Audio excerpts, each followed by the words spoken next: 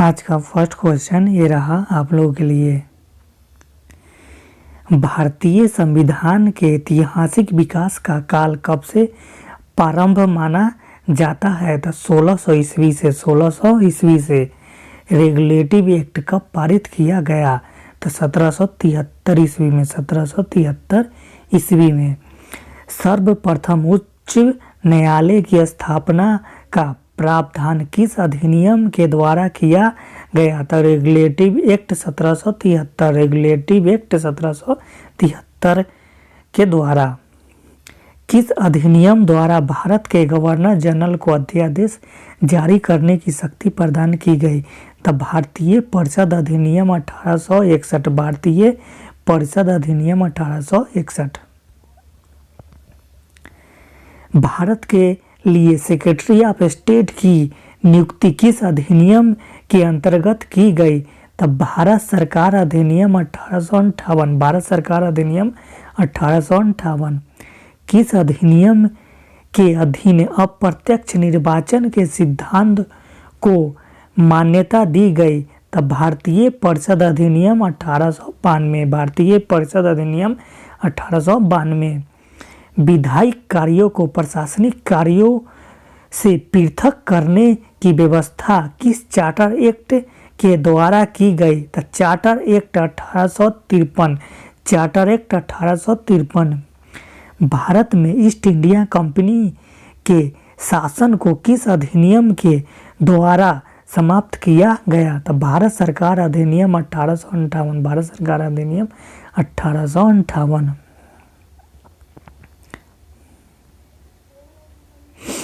Minto माले सुधार किस अधिनियम को कहा जाता है? तब भारतीय परिषद अधिनियम 1909। भारतीय परिषद अधिनियम 1909।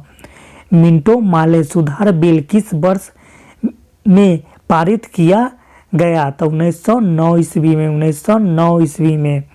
मिंटो माले सुधार का उद्देश्य क्या था? तब पृथक निर्वाचन प्रणाली। पृथक निर्वाचन प्रणाली। मुसलमानों के लिए अतिरिक्त निर्वाचक मंडल प्रारंभ में किसके द्वारा लाया गया था? तब मिंटो माले सुधार 1909। मिंटो माले सुधार 1909। भारत में संघीय व्यवस्था के लिए किस अधिनियम में पहली बार उल्लेख किया गया? तब भारत सरकार अधिनियम 1935। भारत सरकार अधिनियम 1935। किस अधिनियम के तहत अखिल भारतीय महासंघ स्थापित करने का प्रावधान शामिल किया गया था? तब भारत सरकार अधिनियम 1935। भारत सरकार अधिनियम 1935।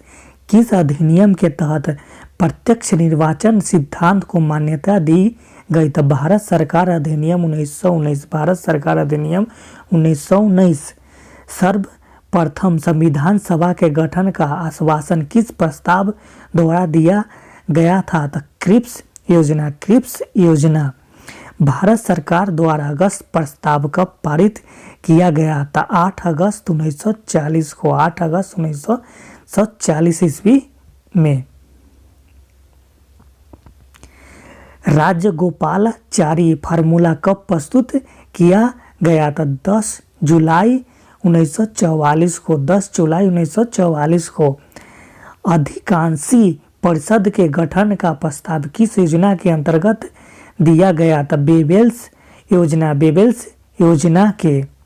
1909 के इंडियन कौशिक एक्ट में किस बात की व्यवस्था की गई थी? तो सांप्रदायिक प्रतिनिधित्व की। सांप्रदायिक प्रतिनिधित्व की।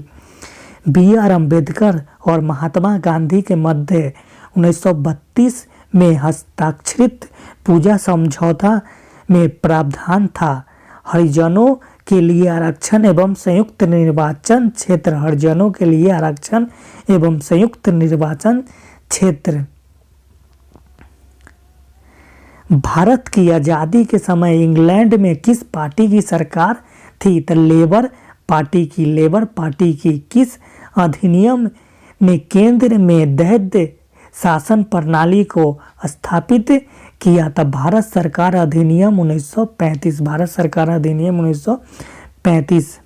भारतीय संविधान भारतीयों की इच्छा अनुसार होगा।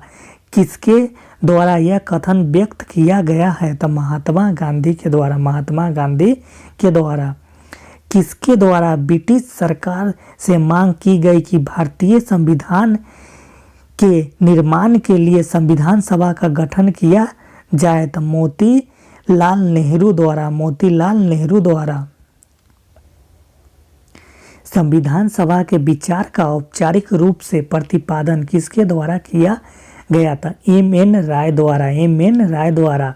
कांग्रेस ने किस वर्ष संविधान के निर्माण की मांग को लेकर प्रस्ताव पारित किया था? तो 1936 ईस्वी में। 1936 ईस्वी में।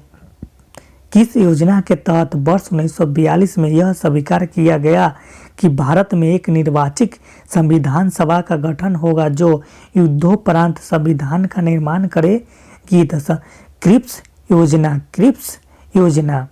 संविधान सभा के गठन की मांग सर्वप्रथम 1895 ईस्वी में किसके द्वारा प्रस्तुत की गई? तब बाल गंगाधर तिलक के द्वारा। बाल गंगाधर तिलक के द्वारा। भारत की संविधान सभा गठित करने का आधार क्या था? तो cabinet mission plan 1946। Cabinet mission plan 1946। वर्ष 1936 में भारतीय राष्ट्रीय कांग्रेस द्वारा संविधान सभा के गठन की मांग कहां पर हुई? अधिवेशन में रखी गई? तो लखनऊ में। यह लखनऊ में। कैबिनेट मिशन योजना के अनुसार संविधान सभा में कुल कितने सदस्य होने थे? तो 389। 389। संविधान सभा में विभिन्न प्रांतों के लिए 292 सदस्यों का निर्वाचन होना था। इनमें से कांग्रेस के कितने प्रतिनिधि निर्वाचित होकर आए? तो 208 सदस्य। 208 सदस्य।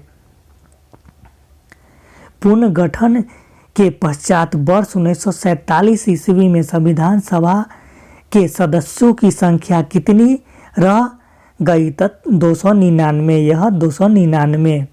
पुनर्गठित संविधान सभा में देशी रियासतों के लिए कितने प्रतिनिधित्व थे? तो 70। यह 70। पुनर्गठित संविधान सभा में विभिन्न प्रांतों के लिए कितने प्रतिनिधित्व थे? तो 229। 229। संविधान सभा के सदस्यों को कितने अप्रत्यक्ष रूप से निर्वाचित किया? तब प्रांतों के विधान सभा ने। प्रांतों के विधान सभा ने। संविधान सभा में किस प्रांत का प्रतिनिधित्व सबसे अधिक था? संयुक्त प्रांत। संयुक्त प्रांत का। किस क्षेत्र से बी.आर. अम्बेडकर का संविधान सभा में निर्वाचन हुआ? तो पश्चिम बंगाल से। पश्चिम बंगाल से। संविधान सभा का चुनाव किस आधार पर हुआ? तो वर्गीय मत अधिकार। वर्गीय मत अधिकार। भारतीय संविधान को किसने बनाया था? संविधान सभा ने। संविधान सभा ने।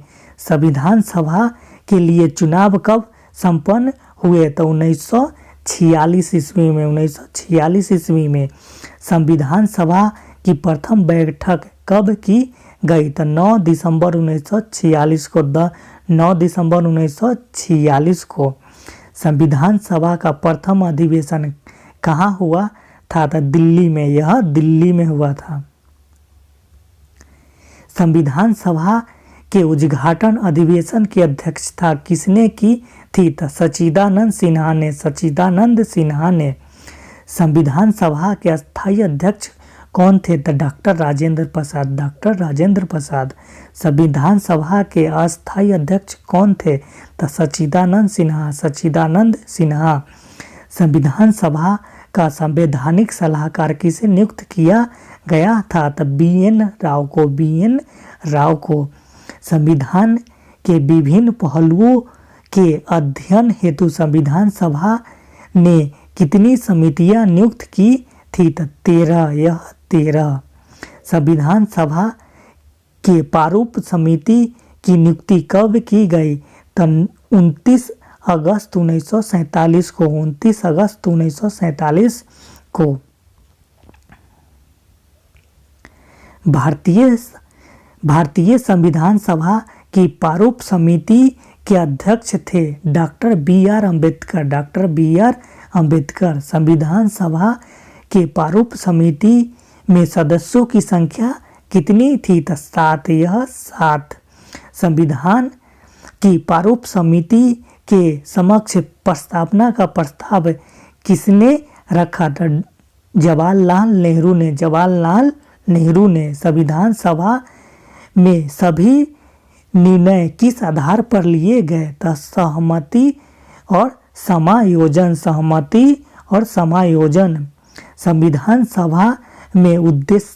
संविधान सभा में उद्देश्य प्रस्ताव किसने प्रस्तुत किया? तो जवाहरलाल नेहरू ने।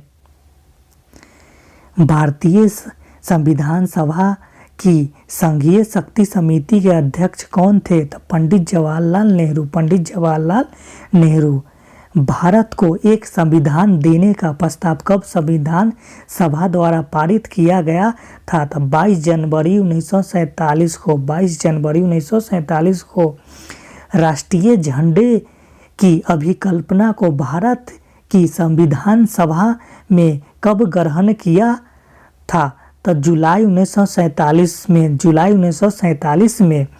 भारत की संविधान सभा द्वारा राष्ट्रीय झंडे के डिजाइन को कब स्वीकार किया गया था? 22 जुलाई 1947 को।